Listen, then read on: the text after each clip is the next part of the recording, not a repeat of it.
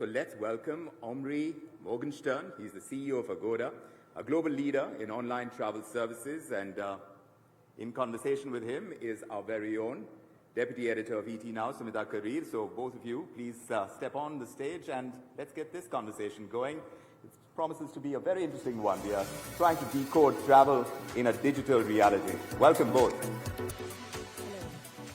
Hello. Yep. Good. Thank you, Aisha. Thanks, Vikram. And thank you, Omri, for taking the time out and speaking with us right here at the Global Business Summit. It's great having you here. I believe you're traveling from Thailand, right? From Bangkok, and thank you for having me. All right. So, Omri, you've been instrumental in what the company is doing today and the stature that it has gained today, Agoda. You were elevated to being the CEO of the company in 2022. So kudos to that. And of course, we'll talk a bit about your journey in terms of how you've built Agoda over these past many years that you've been associated with the company. But I have to ask you this question first, because the Mahakumbh is currently on and you're associated with the travel and tourism industry. It happens once in 144 years. There's a lot of buzz globally, lots of headlines. And of course, travelers are coming in not just from India, but across the world. I have to ask you this. Have you been able to take out time to perhaps plan a schedule, because just a couple of days left for the Mahakumbh to get over? So unfortunately, no. Not personally. I wish I could take some time to do that. That sounds amazing. You know, I was reading in the paper just now that the impact on Indian economy is around $35 billion. So what a remarkable thing. Just shows you how strong travel is. So it's going to be big on my plane in 144 years, I promise. All right. So, Omri, let's talk about the travel industry. And of course, during the introductions, we were talking about how there have been disruptions related to the COVID-19 pandemic. And of course, there are geopolitical disruptions underway. There are disruptions related to consumer behavior. And we'll touch upon each of them one by one. But let's first understand your thoughts about how you're perceiving India as a market. What is it that really excites you about the Indian market? So, India is in hyper growth. I mean, it's very hard to ignore, first of all, the GDP growth and the travel industry growth. I mean, it's all over the place. Secondly, the amazing investment by the government, specifically the travel sector, through the Udan scheme and others. There's no precedent like that anywhere in the world of such a huge investment in airports, in infrastructure, in airplanes. All of those things happening, and it's a remarkable power. In addition, it's very hard to ignore how strong India is as a tech powerhouse, right? So I can tell you that at Agoda, about 10% of our personnel is Indian, both in Bangkok, by the way, and in India. And that thing is just growing, and it just shows you the importance. That's another area that we need to talk about. So all of those together make India a superpower that you cannot ignore. And as a result, it's a huge piece of our planning, not only on the business side, but also on the way we build our personnel, the way we build our company. Right, and that's great when you talk about the tech transformation that's going on currently in India, coming in from somebody who hails from Israel. So thank you very much for that. When you talk about particularly the India market, where are your investments going vis-a-vis, when you compare India to some of the other emerging markets? So I think one of the, first of all, we are a very global company. So we are the #1 most downloaded travel app in APAC outside of China, which means that we have a huge scale. So first of all, for us, the immediate thing is to use that scale to do two things. A, bring travelers into India. We know those travelers very, very well. We can localize, personalize our services. They've been using us for a long time. Now, how do we convince them to come and visit this remarkable country? That's one side. The other side is the outbound side that, it's no secret that Indians are traveling much more, leveraging those infrastructure investments and the growing middle class, traveling outbound. So again, we are there to serve them. And then over time, spend more and more to cater for the domestic travel that we've seen great, remarkable numbers with. So really across the board for us. Right. So when you talk about, these kind of investments that are going into Agoda and, of course, building the overall architecture of the company, if I were to ask you what are some of the, most asked for destinations as far as India is concerned, and, of course, some of the other markets, I believe you're present in 200 countries. Yes. So destinations for India. So Indians go as you can imagine, all over the place. India is such a big place. So many, there are the people that go west to the Europe or the US or Canada, even some South America, even less. And obviously, Asia is a huge destination for Indians, specifically Southeast Asia, places like Thailand, Malaysia, increasingly Indonesia, which is very interesting for me, Vietnam, Singapore, all of those places that are growing very, very fast in India. And you know what's really interesting? People ask me what are the destinations that flourish or the origin that flourish the most, and the answer typically is where the friction is taken the most. So I can tell you in Agoda's numbers, the destinations and origins, interestingly, that grew on searches the most, 2024 to 2023 are Thailand and Malaysia in the top 5, 6, Thailand and Malaysia. And you know what's special about those markets? Those are the places where the Indian government removed the visa fee. And those places removed completely visa from restrictions from any Indian coming there. So it's not very surprising that something as small as that, it sounds small, generates such huge growth. So it just shows you that removing restrictions, opening the border, letting people come, just immediately stimulates travel. Absolutely, and that's also part of, like you said, that's a priority of the Indian government to sort of improve its ties diplomatically with other countries, and of course to ease some of those visa restrictions. But Omri, when we talk about geopolitics and diplomacy, there are a lot of changes that are happening in the world today after the COVID-19 pandemic. I mean, what we are seeing right now is an administration change in the United States. And of course, everybody is anticipating and wondering what's going to be next so far as the Donald Trump administration is concerned with respect to its policies, whether it's related to inflation, whether it's related to Fed's trajectory. Then, of course, cost of living, like I said, is also another a big challenge. You also have two wars playing out. There is an attempt by, the parties involved to sort of bring a halt to those wars, but still there are uncertainties. As a business that is into the business of travel, tourism, hospitality, how are you navigating those challenges? So I think there is short-term and there is mid-long-term. I'd say as long as GDP is growing, travel will be fine. Travel is such a strong force. So I think travel tend to grow a little bit slightly faster than GDP. So there are, of course, turmoils, and we've gone through a pandemic that seized all travel for a few years. But I think the job of travel brands like us is to take a deep breath and to understand that, pendulum swing. But when you look at it from the medium, long-term position, then just keep holding your strategy. Hold your breath if you need. We needed to hold our breath for a long time during the pandemic.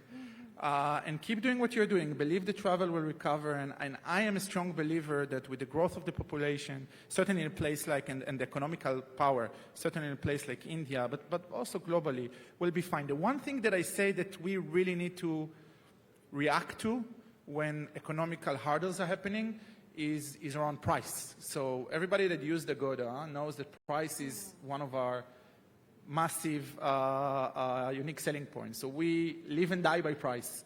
And what you see is that the customer sensitivity to price increases. It's kind of obvious. The harder the economical situation is. So what we need to do is to work harder to bring the best deals to customers, to encourage them to travel when it's a little bit harder to put your money out there. That's the main thing. But other than that, stick to our strategy and believe in the GDP growth that drives travel growth. So what's going to be your strategy when you talk about strategy? Because there's competition hotting up in the segment as well. It's not just legacy players, but newer companies, newer models like Airbnb, which are doing rather well. So first of all, travel is a huge space. There's room for everybody. By the way, a lot of those companies we are partnering with, because what we found, also domestic players, when we found that when we partner with others, then we learn. It expedites our learning. It expedites our ability to build a better product, and we also help them. Everybody brings something, so usually you get a bigger haul. I want to say for us, and we can talk about a lot of things, I would mention 3 things. First of all, the baseline is tech. I mean, you heard the dear Kanban's person sitting here and talking about the same thing. Tech is probably the strongest firepower, the strongest power on the planet. And it's only increasing and increasing. If you want to be able to deal with everything that is coming, tech agility, tech efficiency, the best engineers, that's your baseline. If you don't have that, then there's a limit to how much you can tweak. That's one. That's where you start. Above that, I think two things are the main thing that made us who we are. One is this focus on price that we talked about. That's not going to change.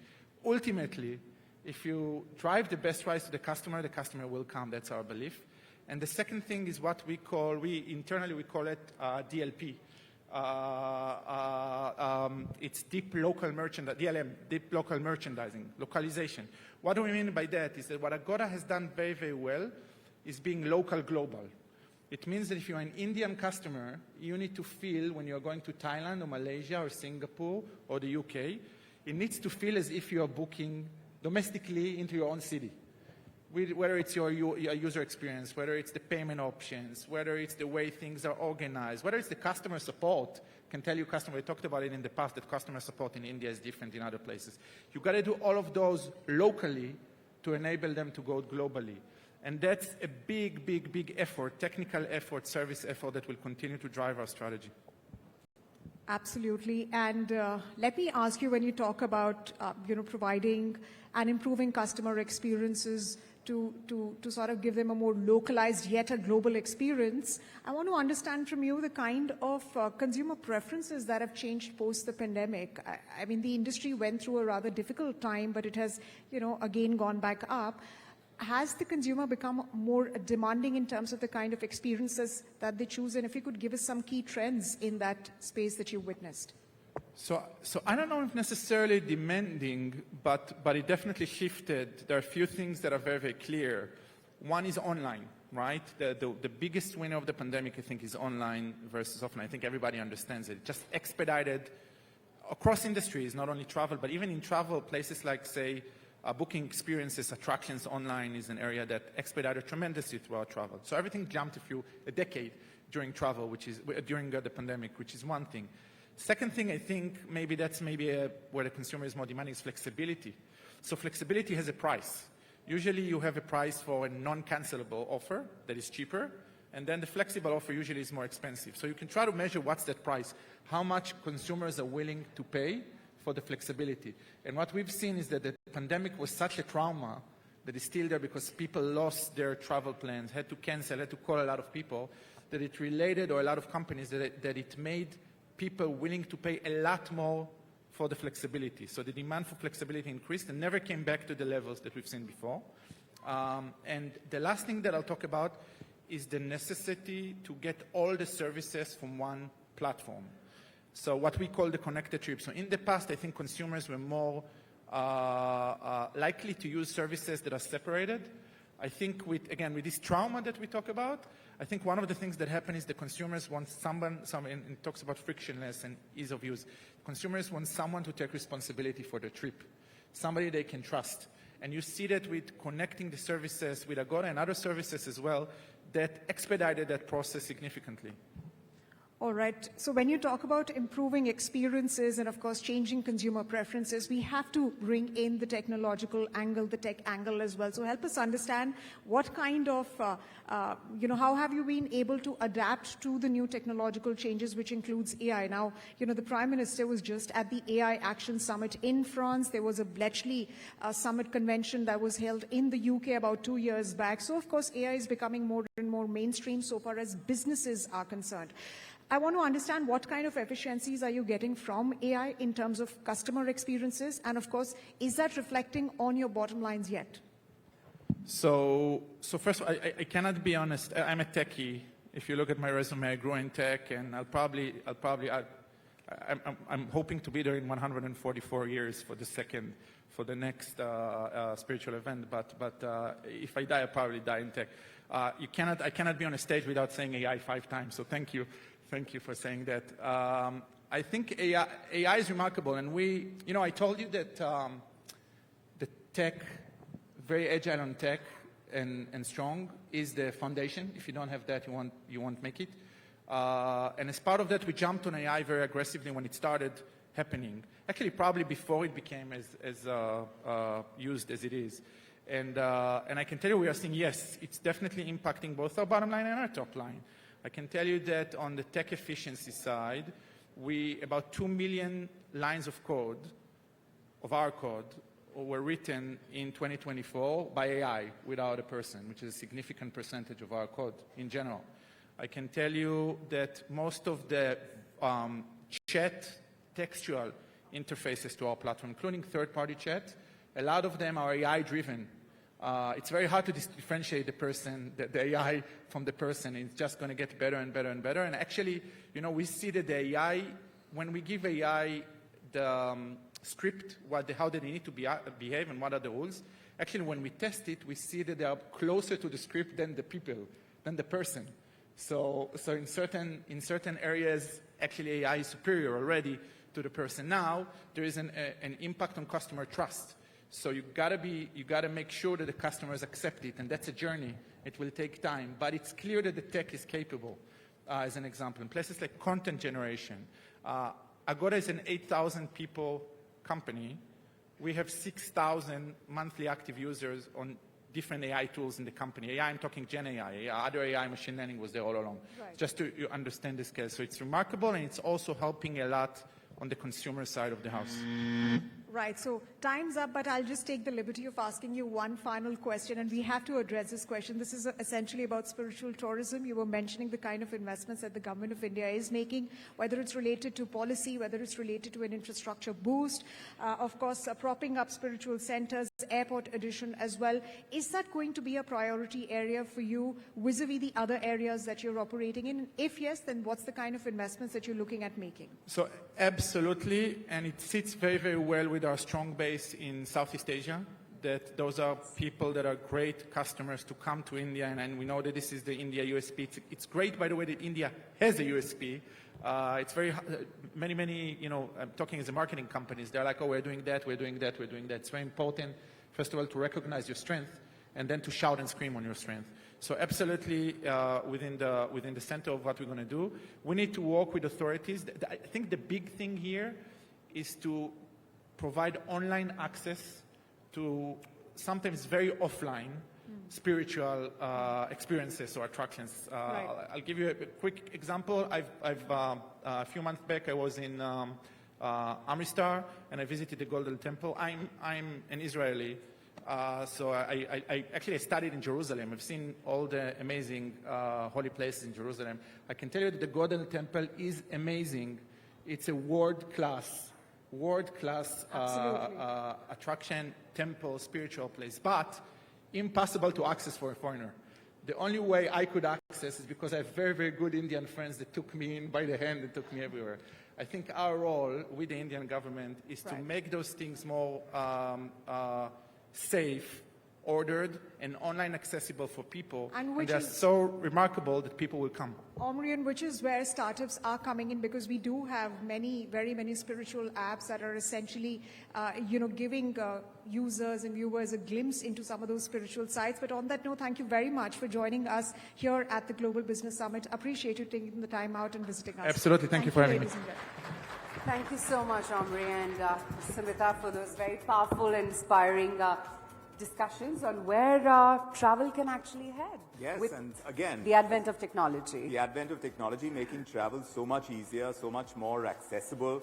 It is away at the click of a button, and we are seeing the growth of spiritual tourism so much in the country. So there are several avenues of growth, and some of it is on display with all that Agoda is doing. Thank you both for joining us.